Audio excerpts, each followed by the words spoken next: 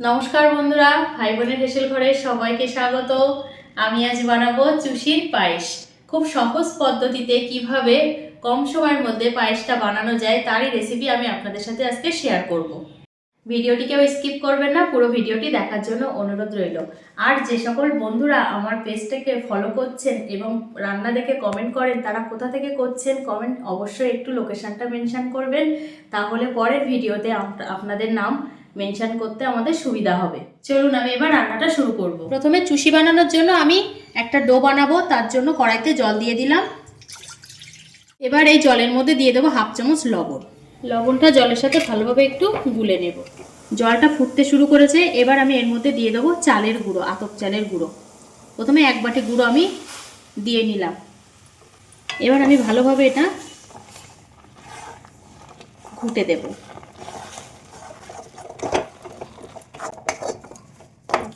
আটাটা একটু নরম আছে, আমি এর মধ্যে অল্প আর একটু গুঁড়ো দিয়ে দিলাম, খুব সামান্য। আর ভালোভাবে এই শুকনো আটাটাও এর সাথে মিশিয়ে একটা ডো বানিয়ে নেব। ডোটা আমার বানানো হয়ে গেছে, কিন্তু এখন এটা আরেকটু মেখে নিতে হবে। যেহেতু গরম, তাই জন্য আমি এখন এটা একটা থালায় নামিয়ে নেব, কিছুক্ষণ ঠান্ডা হতে দেব। হালকা একটু ঠান্ডা হয়ে গেছে, আমি এবার এটা ভালো করে চটকে মেখে নেব। খুব ঠান্ডা হলে আবার এটা ভালোভাবে মাখা যাবে না, স্মুথ হবে না। অল্প একটু গুঁড়ো আটা মিশিয়ে মিশিয়ে ভালোভাবে আমি এটা মেখে নেব, যেন ডোটা একদম স্মুথ হয়।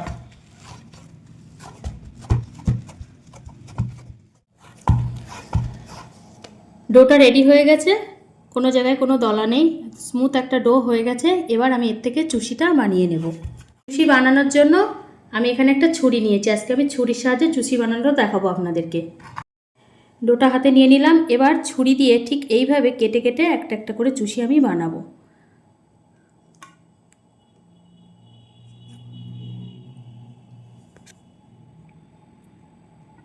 ঠিক এইভাবে আমি চুষিগুলো বানিয়ে নেব ছুরি দিয়ে কেটে।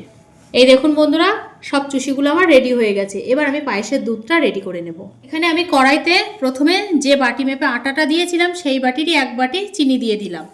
চিনিটা একটু হালকা গলিয়ে নেব।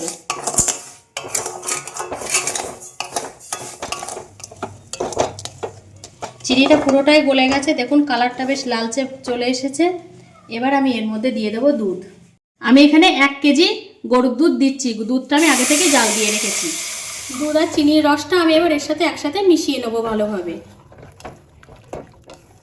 চিনিটা আগে কড়াইতে দেওয়ার জন্য দেখুন দুধের একটা বেশ সুন্দর কালার চলে এসেছে, সাদা রঙটা হালকা একটু ব্রাউন কালার চলে এসেছে এবং সুন্দর একটা ফ্লেভারও আসবে, স্বাদটাও বেশ ভালো হবে।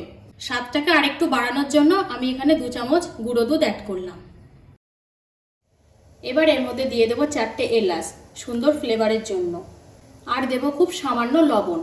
লবণটা যারা পছন্দ না করে মিষ্টিতে পায়েসে, তারা স্কিপ করতে পারেন।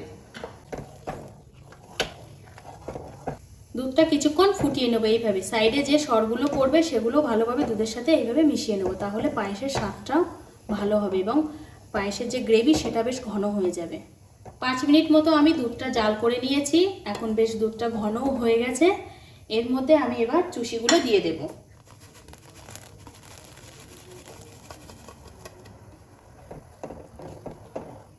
আমি আবারও 5 থেকে 7 মিনিট এবার এটা রান্না করে নেব।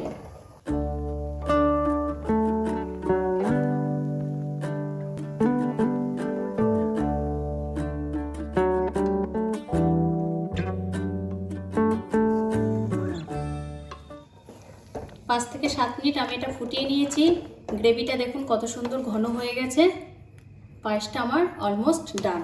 আমি এবার এটা নামিয়ে নেব।